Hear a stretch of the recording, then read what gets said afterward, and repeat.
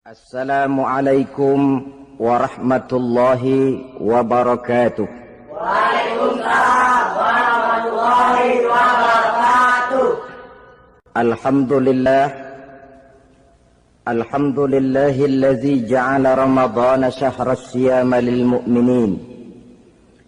Wassalatu wassalamu ala asyrafil anbiya'i wal mursalin sayyidina wa maulana Muhammadin wa ala alihi wa ashabihil mujahidin at-tahirin, amma ba'du. Ma'asyiral muslimin rahimakumullah.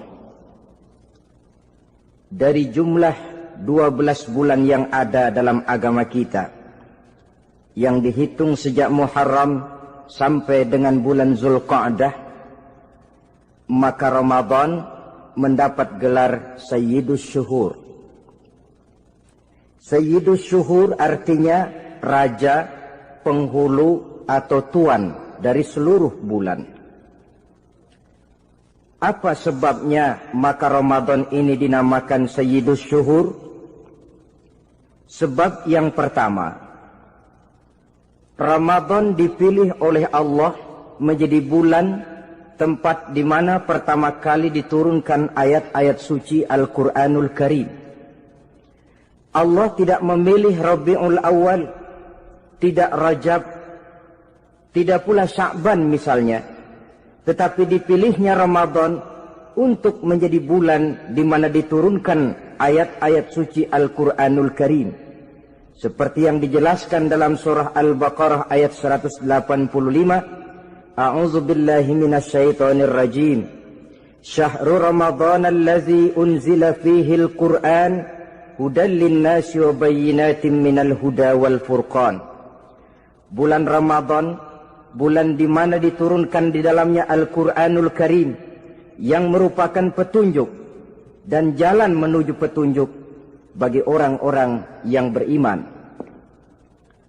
Oleh sebab itu, salah satu bentuk ibadah yang sangat dianjurkan di bulan Ramadan diantaranya ialah memperbanyak membaca ayat-ayat suci Al-Quranul Karim.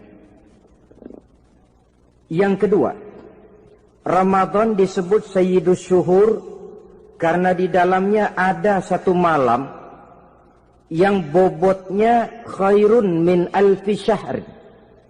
Satu malam tetapi lebih baik daripada 1000 bulan. Itu dinamakan dengan Lailatul Qadar. 1000 bulan kira-kira 83 tahun.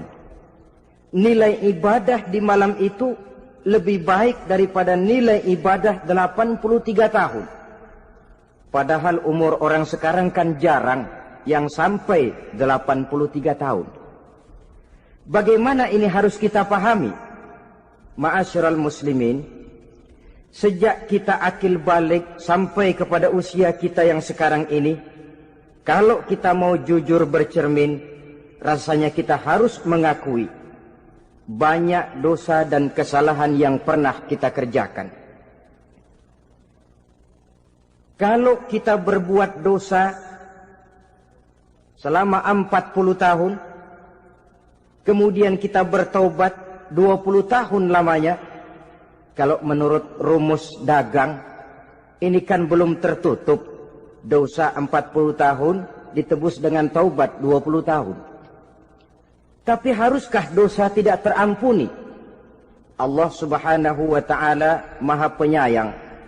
Disediakannya malam-malam yang istimewa, yang punya nilai khusus. Seolah-olah Allah berkata, hai manusia, kau tidak perlu putus asa.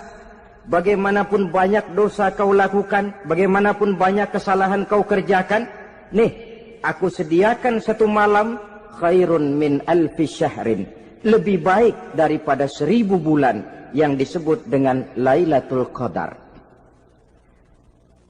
Kapan sih Lailatul Qadar itu? Menurut Al-Imamul Ghazali, Lailatul Qadar itu adanya pada 10 hari yang akhir di bulan Ramadan, terutama pada malam-malam ganjil. Malam 21, 23, 25, 27, dan 29. Tapi orang yang ingin menemukan Lailatul Qadar, dia harus sudah berjaga sejak awal Ramadan. Jadi nggak boleh pakai ilmu ngincer. Tahu ilmu ngincer? Tanggal 20 Ramadan nggak terawih, 21 terawih, 22 perek lagi, 23 masuk lagi, 24 nggak ke masjid. Temennya tanya, kenapa nggak ke masjid? Ini kan bukan malam ganjil, nggak turun Lailatul Qadar. Saya kira yang kayak begini dapatnya bukan Lailatul Qadar, boleh jadi Lailatul Qadar. Orang yang ingin menemukan Lailatul Qadar itu, dia harus berjaga-jaga sejak awal Ramadan. Inilah di antara tugas kita, memanfaatkan waktu-waktu yang punya nilai istimewa. Itu ada dalam agama. Dalam setiap minggu ada hari istimewa. Dalam setiap hari ada jam-jam istimewa. Dalam setiap tahun ada bulan istimewa. Coba, dalam setiap minggu ada hari istimewa, hari Jumat.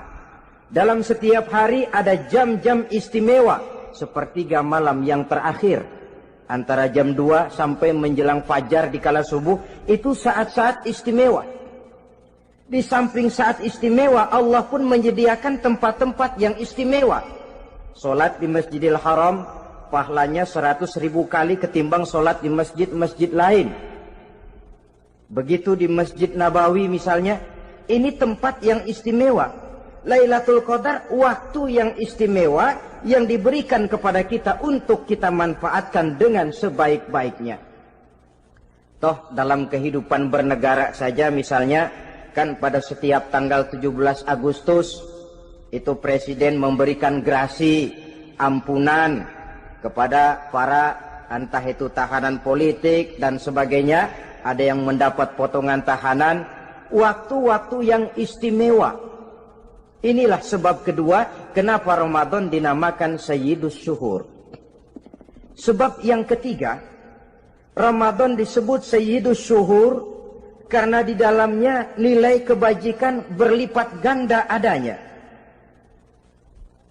Satu hadis menjelaskan, "Lau ta'lamu ummati ma fi Ramadan, latamannau an takuna as-sanatu kullaha Ramadan." Andai kata umatku tahu keistimewaan apa yang ada di dalam bulan suci Ramadan, niscaya mereka ingin agar sepanjang tahun isinya Ramadan saja. Apa sebabnya? Li'annal hasanata fihi mujtami'atun. Di dalam bulan Ramadan itu berkumpul segala macam kebajikan. Wa ta'atu maqbulatun. Segala perbuatan taat diterima oleh Allah. Wa da'awati mustajabatun. Segala macam doa dan permohonan dikabulkan oleh Allah. Wa dzunuba maghfuratun. Dan segala macam dosa diampuni oleh Allah Subhanahu wa ta'ala. Berlipat gandanya nilai kebajikan yang kita kerjakan di bulan suci Ramadan. Itu sebabnya seorang muslim dalam menyambut bulan suci Ramadan penuh dengan sikap kegembiraan. Kata baginda Nabi, "Man fariha bidukhuli Ramadan, haramallahu jasadahu 'alan niran." Siapa orang yang gembira dengan datangnya bulan suci Ramadan, Allah haramkan badannya dari api neraka. Gembira menyambut Ramadan artinya bagaimana? Apa Ramadan datang terus bakar petasan? Bukan. Pukul beduk? Bukan. Apa gunanya pukul beduk kalau nggak puasa? Apa gunanya bakar mercon kalau tidak melaksanakan ibadah di bulan suci Ramadan? Gembira menyambut datangnya Ramadan dalam arti mempersiapkan diri untuk melaksanakan ibadah dengan sebaik-baiknya di bulan suci Ramadan ini. Ma'asyiral muslimin rahimakumullah. Yang terakhir, kenapa Ramadan disebut Sayyidus Syuhur? Karena di dalam bulan suci Ramadan ada perintah melaksanakan ibadah puasa. Apa istimewanya ibadah puasa? Pertama, yang dipanggil untuk melaksanakan puasa itu iman. Ini panggilan istimewa. Allah menyatakan, Ya ayyuhalladzina amanu kutiba alaikumusiyam. Hai orang-orang yang beriman, diwajibkan atas kamu berpuasa. Iman yang dipanggil untuk melaksanakan ibadah puasa. Contoh, satu hari di depan rumah kita lewat tukang pepaya, tukang duku, tukang duren. Kita panggil satu tukang pepaya, "Bang, pepaya, berhenti dulu sebentar." Kira-kira yang merasa tukang pepaya berhenti enggak? Berhenti. Ini tukang duku sama tukang duren berhenti enggak? Tidak. Tentu tidak berhenti karena tidak dipanggil. Ini Ramadan yang dipanggil orang-orang beriman. Hai orang-orang yang beriman, berhenti dulu sebentar. Berhenti apa? Berhenti makan di waktu siang, berhenti minum di waktu siang. Yang merasa beriman, berhenti. Yang tidak beriman, langsung. Biar Ramadan siang-siang makan jalan terus, ngerokok, ngelepus terus. Kenapa? Tidak beriman, tidak merasa terpanggil oleh ayat tadi. Sekarang tukang pepaya lewat di depan rumah. Kita panggil, "Bang, pepaya, berhenti dulu." Dia dengar tapi nggak mau berhenti. Apa kita bilang? Kang pepaya budak. Dipanggil nggak mau berhenti. Ini ada orang ngaku beriman kepada Allah. Ramadan dipanggil, disuruh berhenti makan siang, nggak berhenti juga. Mukmin budak.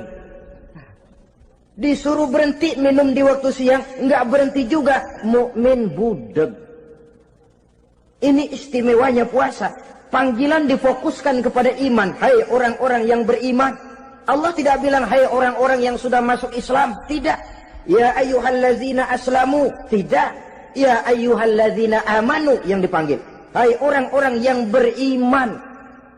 Nilai nurani yang paling dalam itu yang dipanggil melaksanakan ibadah puasa. Lalu orang beriman yang bagaimana yang wajib puasa? Pertama, dia sudah balik. Yang kedua, berakal sehat. Yang ketiga, dia mampu berpuasa. Orang beriman macam ini, balik, berakal sehat, mampu melaksanakan puasa. Kalau cukup syarat ini, dia wajib puasa. Kurang syarat, tidak wajib puasa. Jadi kalau di bulan Ramadan ada teman kita tidak puasa, jangan heran barangkali syaratnya kurang. Cukup dalam hati saja, ini orang kurang syarat. Makanya nggak puasa. Pak, itu teman saya kok nggak puasa? Nggak puasa, nggak puasa. Dia bukan orang beriman kali ah. Orang yang tidak beriman itu tidak wajib puasa. Beriman kok Pak? Iman, tapi nggak puasa. Nggak puasa. Belum balik kali ah. Belum balik, cuma badan doang gede. Bongsor kali itu. Belum balik. Sudah kok Pak, sudah balik. Sudah balik, sudah. Tapi nggak puasa. Enggak. Gila kali dia ah. Gila kali, sebab orang yang tidak berakal itu tidak wajib puasa. Waras Pak, dia tidak gila. Tidak gila, tidak. Barangkali dia tidak mampu melaksanakan puasa karena terkena uzur syar'i. Ini keistimewaan puasa yang pertama yang dipanggil melaksanakannya iman. Keistimewaan yang kedua, oleh karena yang dipanggil iman, maka puasa dinamakan ibadah sirriyah. Ibadah rahasia. Kalau kita sembahyang, orang lihat kan? Lihat enggak? Lihat. Kita bayar zakat, orang tahu. Kita pergi haji, apalagi pergi haji, sekampung nganterin. Tapi kita puasa atau tidak puasa, yang tahu kan cuma kita dan Allah saja. Pura-pura sedekah, nggak bisa. Pura-pura sholat, ketahuan. Gerakannya mesti canggung. Pura-pura pergi haji, kemana perginya? Tapi pura-pura puasa, gampang. Namanya ibadah sirriyah. Bulan puasa, jam 8 pagi, makan. Keluar rumah, bibir lap yang kering. Jalan lemesin dikit. Ada angin, belaga miring. Temennya tanya, "Lo lemes amat, gue lagi puasa nih." Orang lain bisa dibohongi. Sebab puasa memang merupakan ibadah sirriyah yang tahu cuma kita dan Allah saja. Karena dia ibadah rahasia, puasa ini sulit terkena penyakit riya. Ibadah yang lain karena kelihatan orang, gampang kena penyakit riya, to show only. Salat karena kelihatan orang, gampang kena penyakit riya. Karena saya jadi imam, misalnya di belakang saya lihat ada mertua, wah, saya bikinlah sembahyang saya mantap-mantap, pakai serban, pakai siwak, bahasanya saya paseh-pasehin kayak orang 16 tahun di Mekah. Wah, usolli warwal maghribi salasa raka'atin Allahu Akbar. Surahnya saya cari yang panjang-panjang, paling pendek sabbihis sama wadduha. Akibat apa itu? Riya, di belakang ada calon mertua. Tapi kalau sholat sendirian dalam kamar, boro-boro pakai serban dan siwak, kadang-kadang kaos kutang saja cukup. Surahnya jangan sabbihis sampai wadduha, langganannya inna a'toinakal kautsar sama qul huwallahu ahad.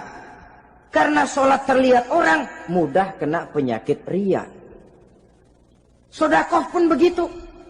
Mulanya niatnya cuma mau sedekah 5.000. Karena ada orang yang disegani, naik 10.000. Yang 5.000 sudah karena orang. Jadi ibadah yang lain itu mudah terkena riya, tapi juga mudah dinilai orang. Kita bisa saja bilang, itu orang sholatnya khusyuk ya. Kenapa? Kelihatan dari gerakannya. Itu orang hajinya mabrur ya. Kenapa? Kelihatan dari tingkah lakunya setelah pulang haji. Itu orang sedekahnya berani ya. Kenapa? Ketahuan dari jumlahnya. Ibadah yang lain bisa dinilai, tapi puasa nggak bisa dinilai. Itu orang puasanya mantap bener ya. Kenapa? Beludah melulu. Itu bukan ukuran. Itulah sebabnya dia dinamakan ibadah sirriyah, ibadah yang abstrak, yang tahu cuma si pelaksana dan Allah saja. Ini keistimewaan puasa yang kedua.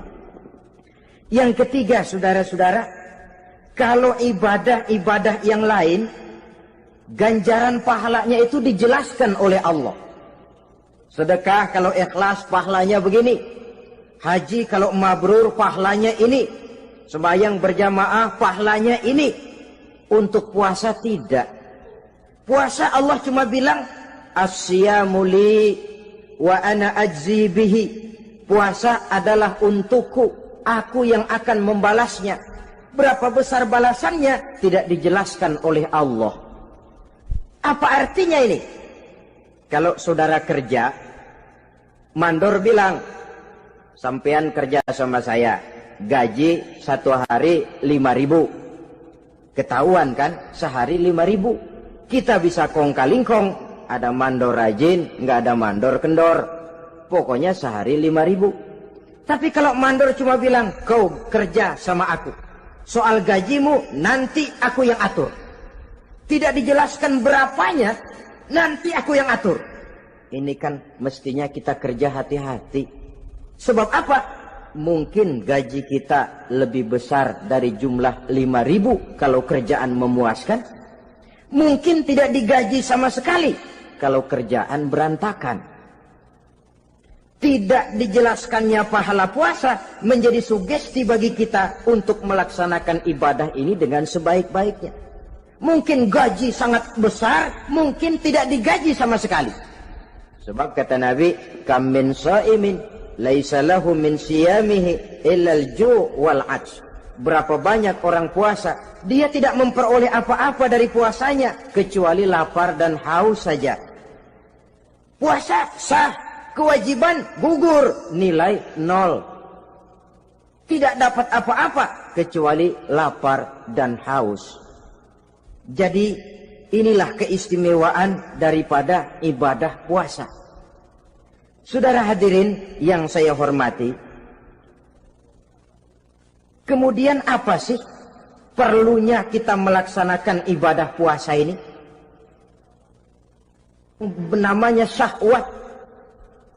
Kalau itu kita kendalikan, maka langkah hidup ini akan menjadi lurus karenanya. Benar kalau Nabi menyatakan, "Iza jaa Ramadan, futihat abwabus sama, wa ghulliqat abwabun nar, wa sufsidatis sayatin." Apabila datang bulan suci Ramadan, dibuka pintu langit, dibuka pintu surga, ditutup pintu neraka, dan diikat setan-setan itu. Siapa yang ikat setan? Puasa kita. Dengan puasa kita mengendalikan nafsu. Kalau nafsu kita kendalikan, setan nggak berkutik. Jadi yang mengendalikan nafsu itu nilai puasa. Nafsu terkendali, setan terikat. Kalau puasa. Kalau nggak puasa, setannya ngebludak. Jadi jangan digambarkan, wah kalau bulan puasa setan dirantai. Rantainya kayak apa? Yang rantai siapa? Arti setan diikat di sini ialah nafsu dikendalikan. Dengan apa? Mengatur makan dan minum. Puasa kan sebenarnya logikanya mengatur perpindahan waktu makan dan minum saja. Apabila perut besar ini teratur demikian rupa, syahwat tidak menggelegak, dia terkendali. Dengan hidup pandai mengendalikan nafsu, iblis tidak berdaya dan tidak berkutik. Ma'asyiral muslimin rahimakumullah, Nabi bersabda, "La yu'minu ahadukum hatta takuna hawahu taba'an lima ji'tu bih." Belum sempurna iman kamu kalau nafsumu belum ikut apa yang aku bawa. Yang dibawa Nabi tidak lain daripada syariat, termasuk di dalamnya pelaksanaan ibadah puasa. Karena itu saya pesan kepada seluruhnya, jangan kalau puasa kayak orang ngancem. Siang bisa mengendalikan nafsu, tapi begitu maghrib berbunyi, nafsu sudah tidak terkendalikan lagi. Itu namanya puasa orang ngancem.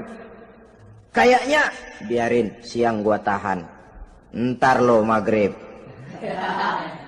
Begitu maghrib berbunyi, sudah macam bendungan pecah. Semua isi meja pindah ke perut.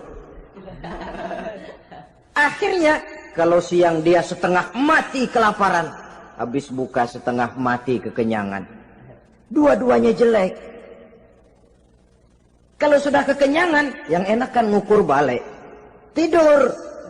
Maghrib liwat, isya out, tarawih boten. Temennya nyamper ke masjid yuk tarawih duluan deh, gua kenyang bener nih. Kenyang.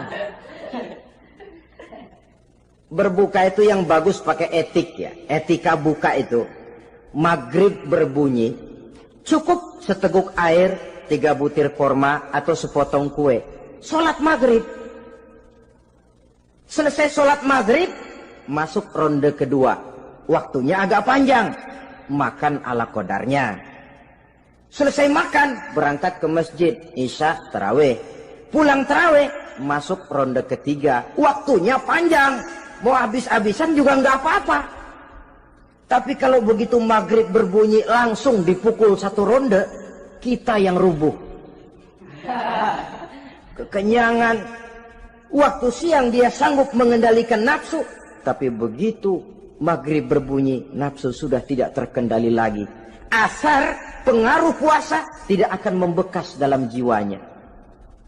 Siang jelas puasa, nggak boleh ngerokok. Begitu maghrib sampai imsak kayak lokomotif, kelebul nggak berhenti-berhenti. Tidak lagi sanggup mengendalikan diri, mumpung boleh katanya. Sampai pernah kejadian ada orang bangun sahur kesiangan, bingung dia waktunya tinggal dikit. Mau sahur dulu nggak keburu ngerokok, mau ngerokok dulu takut nggak keburu sahur, akhirnya bareng. Sebelah nyuap nasi, sebelah ngerokok. Itu macam mana rasanya kalau sudah kayak begitu? Padahal pengaruh daripada melaksanakan puasa akan terlihat dari sejauh mana seseorang dalam hidup mampu mengendalikan nafsu. Bukan pada waktu memang dilarang, tapi pada waktu diizinkan. Di situ yang paling kelihatan. Kalau waktu siang saudara mampu mengendalikan nafsu, itu jelas saja memang seharusnya wong puasa. Malam dalam keadaan makan boleh, minum boleh, masih mampu mengendalikan nafsu, dalam arti makan dan minum pada batas yang wajar saja. Itulah yang dikehendaki dari melaksanakan ibadah puasa. Sehingga ibadah itu membekas dan ikut membentuk kepribadian orang. Sekali lagi, jangan cuma waktu siang saja bisa mengendalikan nafsu. Di waktu malam pun dalam kondisi yang memang dihalalkan, kita juga hendaknya mampu mengendalikan nafsu. Jadi inilah perlunya puasa yang pertama, supaya kita bisa mengendalikan nafsu. Yang kedua, puasa itu melatih kita hidup sederhana. Orang sufi mengajarkan, orang yang paling kaya ini sebenarnya orang yang hidupnya paling cukup. Sedangkan orang miskin adalah orang yang kebutuhannya kelewat banyak. Maka yang paling kaya, bahkan yang maha kaya, itu sebenarnya cuma Allah. Sebab apa? Dia nggak perlu apa-apa. Makin banyak keperluan kita, makin miskin kita. Coba orang puasa lihat. Kalau sudah jam 2, jam 3, itulah barangkali memang termasuk godaannya dalam melaksanakan ibadah puasa. Kalau jam 1 siang, jam 2 siang, jangankan makanan enak, nangka busuk kita lihat legit. Barangkali cobaan di dalam melaksanakan ibadah puasa. Tapi kalau sudah maghrib berbunyi, berbuka kita kena seteguk air, sepotong roti, 3 butir korma, kenyang rasanya. Kemana keinginan yang tadi begitu menggebu-gebu? Oh, bisikan nafsu rupanya itu. Makin dalam kita merenung, makin sampai kita kepada bentuk kesederhanaan di dalam hidup ini. Puasa membentuk pribadi seorang muslim untuk jauh daripada sifat tamak bin rakus alias serakah. Tamak itu berasal dari kalimat toma dalam bahasa Arab yang sifatnya sudah terukir dari hurufnya. Huruf to, tengahnya bolong. Huruf mim, tengahnya bolong. Huruf ain, mulutnya mangap, perutnya gede. Jadi orang tamak macam itulah. Apapun yang diberikan Allah tidak pernah ada cukupnya dan tidak pernah ada syukurnya. Sehingga Nabi menjelaskan, lau anna libni Adam wadiyani min zahabin labtagha lahuma thalisan wala yamla'u jawfa ibn Adam illa turab. Andai kata manusia mempunyai 2 buah ladang yang seluruhnya emas, tidak usah kepalang tanggung, ladang emas, 2 ladang semuanya ladang emas, dia tidak akan puas, dia akan mencari lagi ladang yang ketiga. Wala yamla'u jawfa ibn Adam illa turab. Mulut manusia ini memang tidak akan pernah penuh kecuali kalau sudah diisi dengan tanah. Kapan diisi dengan tanah? Kalau sudah menghadap ke arah kiblat di liang lahat, nah itu baru mulut udah nggak ngerawil, diam, tenang, kalem, diisi dengan tanah. Dengan demikian kita lihat bahwa puasa makin kita hayati, makin dekat kita kepada kesederhanaan di dalam kehidupan ini. Islam tidak melarang orang untuk kaya, untuk punya harta. Yang dilarang ialah sifat rakus, serakah, dan tamak. Karena ini akan membuat orang melakukan segala macam cara, ingkar kepada nikmat Allah, tidak pandai bersyukur, pandangan matanya selalu diarahkan ke atas. Dikala hidupnya sudah serba cukup, dia masih merasa kurang. Sebab itu dia selalu kurang. Dia sudah kaya tapi masih merasa miskin saja, maka hidupnya pun miskin terus. Saudara-saudara ma'asyiral muslimin, ini hikmah yang kedua kenapa kita perlu puasa. Yang ketiga, puasa itu melatih kita cinta kepada fakir miskin, orang-orang yang tidak mampu, yang memerlukan pertolongan. Bagaimana caranya? Dunia pendidikan berkata bahwa pendidikan akan lebih berhasil kalau bersifat audiovisual. Mengajar anak berenang, bawa ke kolam. Mengajar anak naik sepeda, berikan sepedanya. Mengajar orang cinta fakir miskin, rasakan apa yang dirasakan oleh fakir miskin. Apa itu? Lapar, haus. Kan nggak bisa ngajarin anak berenang teori saja. Ke kolam nggak pernah. Teori hafal luar kepala. Gaya dada begini, gaya 200 meter begini, gaya kupu-kupu begini, gaya bebas begini. Teori hafal ke kolam nggak pernah. Sekali terjun gaya batu. Sudah nggak timbul-timbul lagi. Nggak bisa ngajar anak naik sepeda cuma teori saja. Sepedanya tidak pernah diberikan. Hafal teori. Bab 1 pegang setang. Bab 2 dorong. Bab 3 kaki kanan naik pedal kanan. Bab 4 genjot. Hafal teori, megang sepeda nggak pernah. Begitu dikasih sepeda dia naik, habis tukang bakso. Pun mendidik orang cinta kepada fakir miskin tidak bisa cuma lewat seminar, kongres, penataran, indoktrinasi. Diadakan simposium, seminar, diskusi supaya orang cinta kepada fakir miskin, tapi yang bicara orang kenyang semua. Bagaimana hati ini mau peka? Islam itu nggak usah banyak teori lah. Rasakan saja lapar, haus, enak nggak? Kalau kau tahu lapar dan haus tidak enak, kau lapar haus cuma sebentar. Habis maghrib, laparmu hilang, hausmu hilang. Bagaimana saudara-saudaramu muslimin yang terkapar di kolong-kolong jembatan? Yatim piatu yang hidup terlunta-lunta. Perempuan-perempuan tua hidup miskin, anak pun banyak perlu uluran tangan. Lapangan kerja sulit, persaingan hidup makin tajam. Meringkuk mereka di sudut-sudut kehidupan. Beratap langit, beralas bumi, tanpa tahu kapan hidup dan nasibnya akan berubah. Di situ pekaklah hati untuk hidup tidak cuma buat kepentingan diri dan perut sendiri saja, tapi mampu memberikan pertolongan sesuai dengan kemampuan kepada mereka yang memang memerlukan. Sebuah hadis menyatakan, irhamu ahlal ardi yarhamkum man fis sama.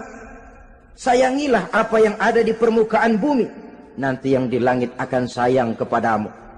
Si kaya sayang kepada yang miskin lalu menolongnya. Yang alim sayang kepada yang awam lalu membimbingnya.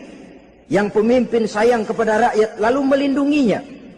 Yang di langit akan sayang kepada kita, akan turun rahmah berlimpah, akan tercipta keberkahan dan ketenangan dalam hidup.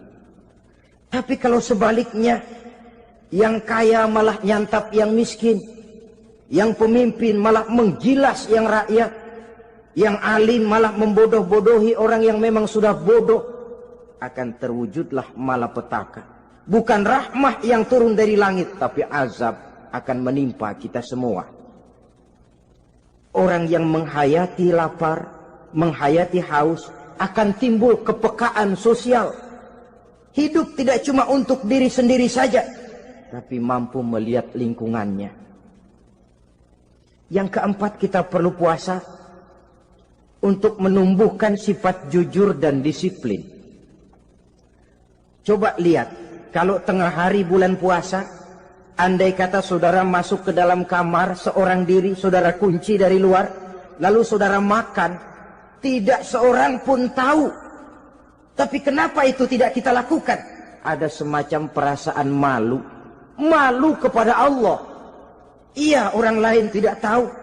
Iya, manusia bisa saya bohongi, tapi Allah.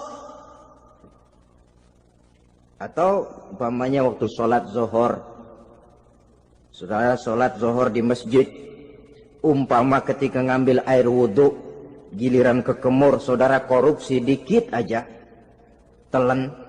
Jangan Nabi sumu tasihhu. Berpuasalah kamu, badanmu akan sehat. Sebab apa? Saya katakan tadi, semua energi dihasilkan dari perut besar sini. Itu makanan yang kita makan, mulai dari keju sampai singkong, mulai dari hamburger sampai combro, masuk perut besar, digiling, lalu ditransfer ke seluruh tubuh. Oleh perut besar ini, mekanisme kerjanya persis pabrik besar yang kalau kita hayati Allahu Akbar, Fatabarakallah ahsanul khaliqin. Ini tangan supaya kuat kerja perlu vitamin apa? Kirim ke tangan. Mata supaya awas perlu vitamin apa? Kirim ke mata. Bibir supaya nggak pecah perlu vitamin apa? Kirim ke bibir. Oleh perut besar ditransfer ke seluruh tubuh. Sisanya yang nggak perlu keluar jalan belakang. Kalau perut besar ini terus-menerus bekerja, ibarat mesin diporsir, dia akan cepat rusak.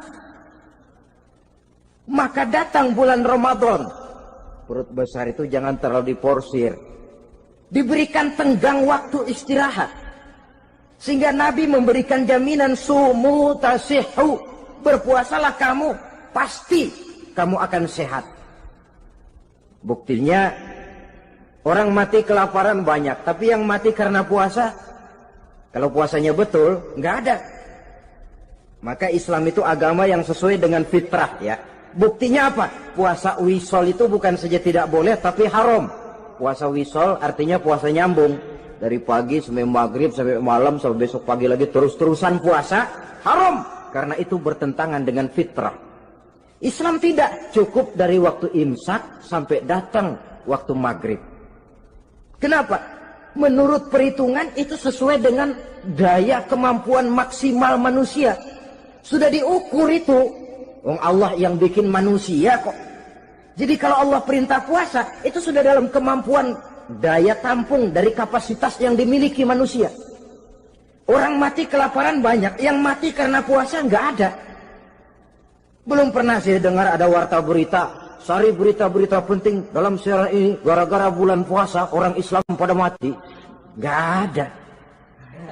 Yang mati kelaparan banyak, tapi yang mati karena puasa tidak ada. Nabi menjamin sumu tasihhu, berpuasalah kamu, pasti badanmu akan sehat.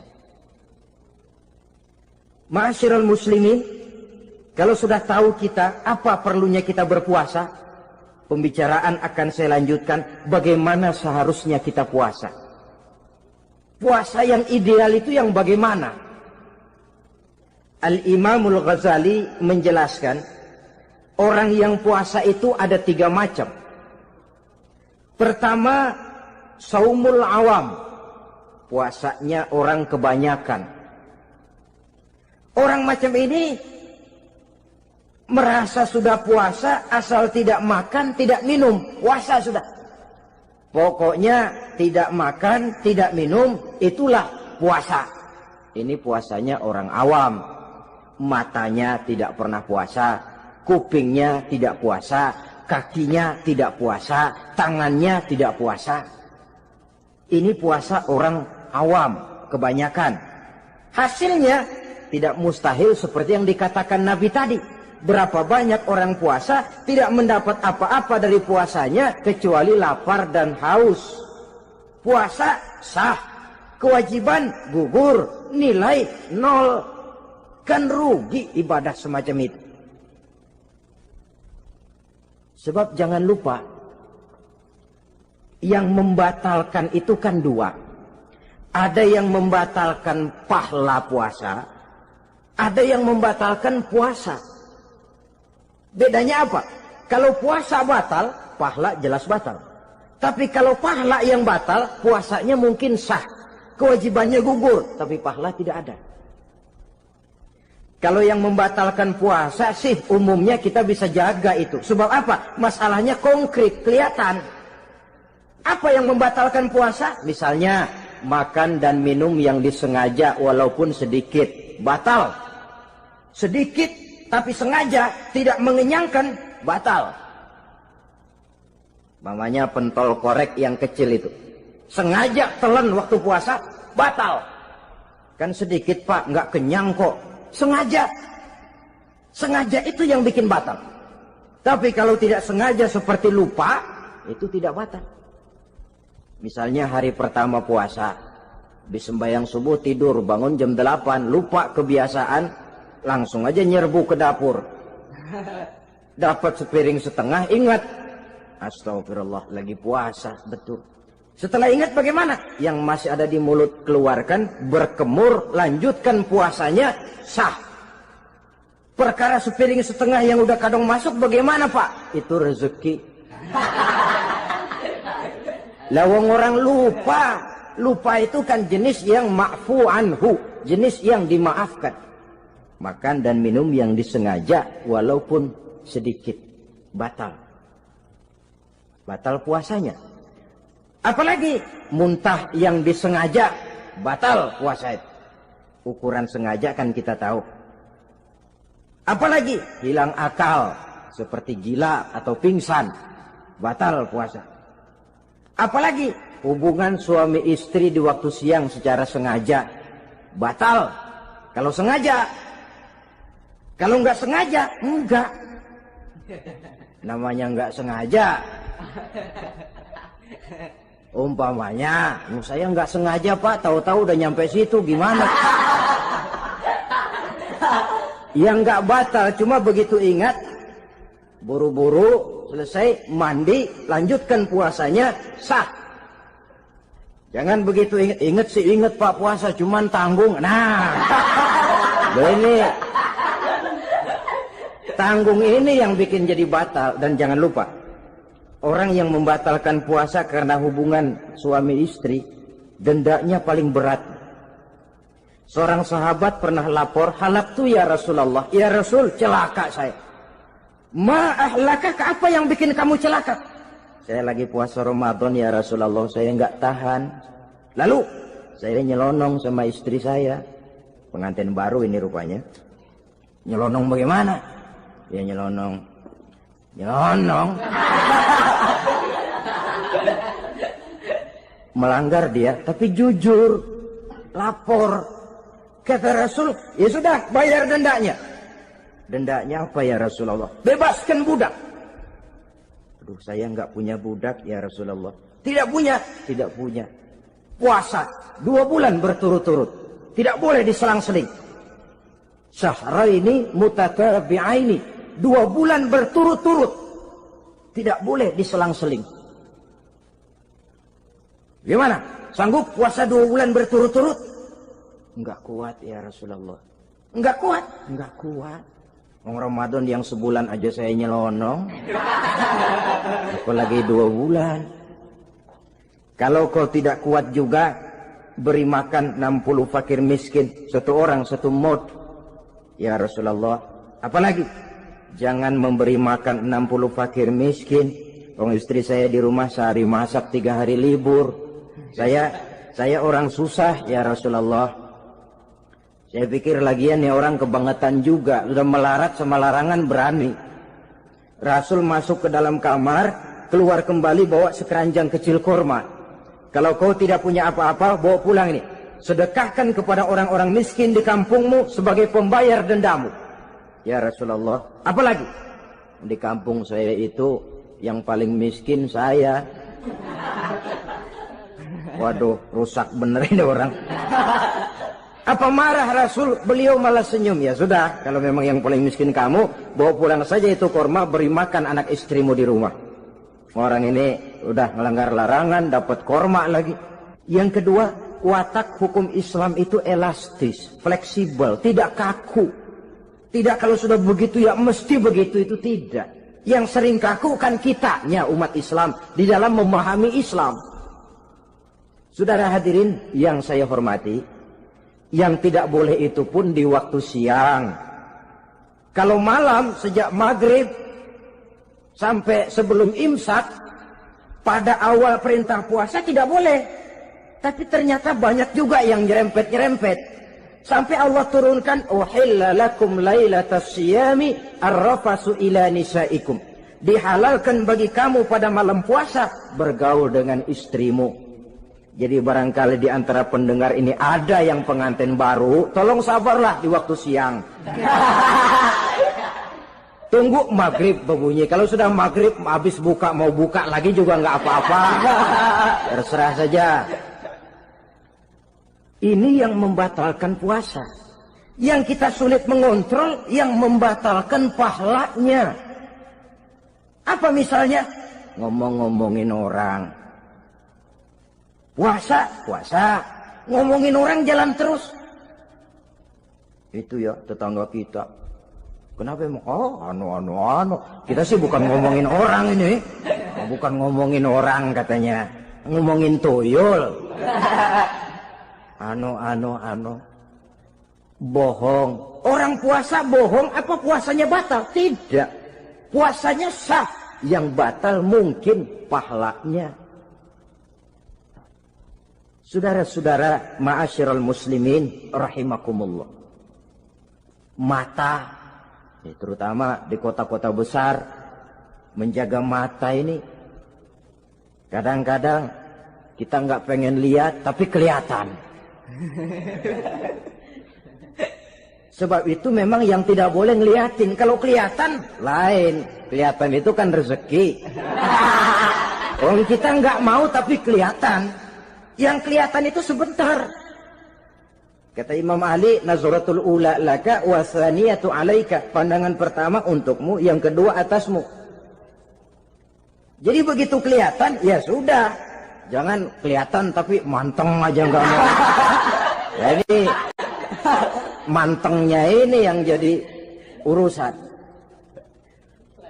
Saudara hadirin yang saya hormati, dengan kata lain,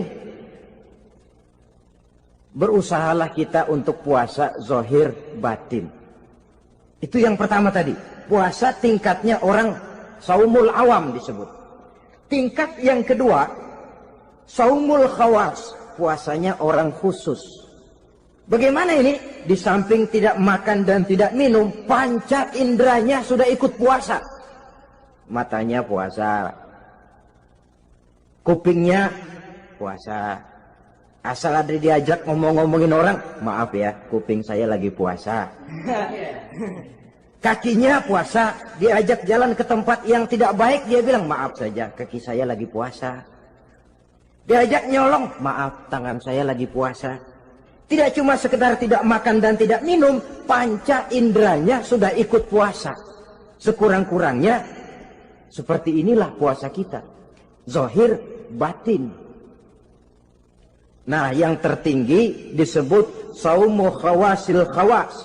Puasa orang khusus yang lebih khusus lagi. Ini sudah the first class ini. Puasanya orang VIP. Bagaimana puasanya orang ini? Di samping tidak makan dan tidak minum, puasa panca inderanya, hatinya juga sudah ikut puasa dari seluruh keinginan yang selain Allah. Wah, ini kelas tinggi. Orang yang puasa macam ini, andai kata jam 3 sore dia berpikir, ntar sore buka pakai apa ya? Dia menganggap batal pahalanya. Kenapa? Masih mikirin makanan. Kalau kita kan bukan cuma mikirin, ngancem. Waduh, jam 5 di meja udah berderek es kopior, kelapa muda, cendol.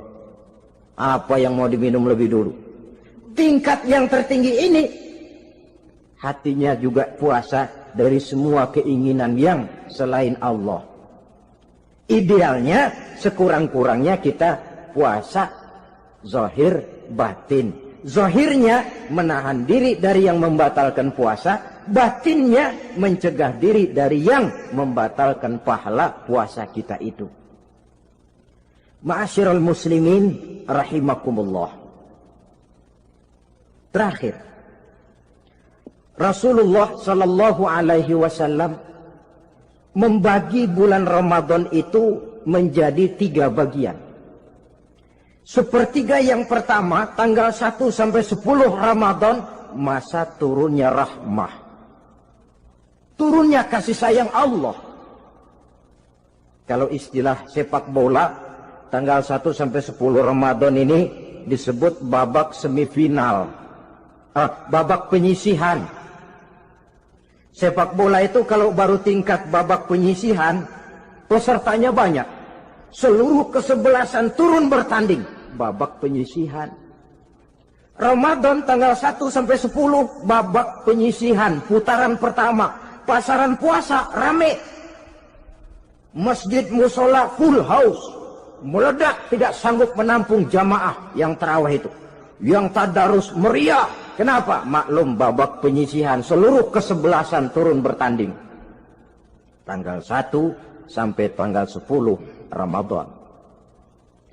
Bila itu selesai, selesailah putaran pertama. Masuk putaran kedua, sepertiga yang kedua tanggal 10 sampai 20 Ramadan, masa maghfirah, masa turunnya ampunan dari Allah. Masuk babak semifinal. Sepak bola itu kalau sudah babak semifinal, itu kan sudah banyak kesebelasan yang masuk kotak. Maka 10 Ramadan ke atas, pasaran puasa mulai menurun. Yang enggak puasa mulai nekat. Yang tadarus sudah mulai sayup-sayup sampai. Sementara barisan orang sembahyang tarawih di masjid mulai mengalami kemajuan dengan pesatnya. Barisannya makin maju ke depan. Maklum, tidak semua kesebelasan tangguh. Ada yang sejak bertanding sudah berhitung. Kita sih bakalan kalah jelas, yang penting main aja dulu dah. Ada yang rajin ke masjid motifnya lain, ada. Karena ikut-ikutan teman, karena malu sama mertua, rajin terawih. Karena nganterin, rajin terawih. Bayangnya paling belakang berdua lagi. Malah ngeledek begitu imam waladolin, dia di belakang nyaut asik.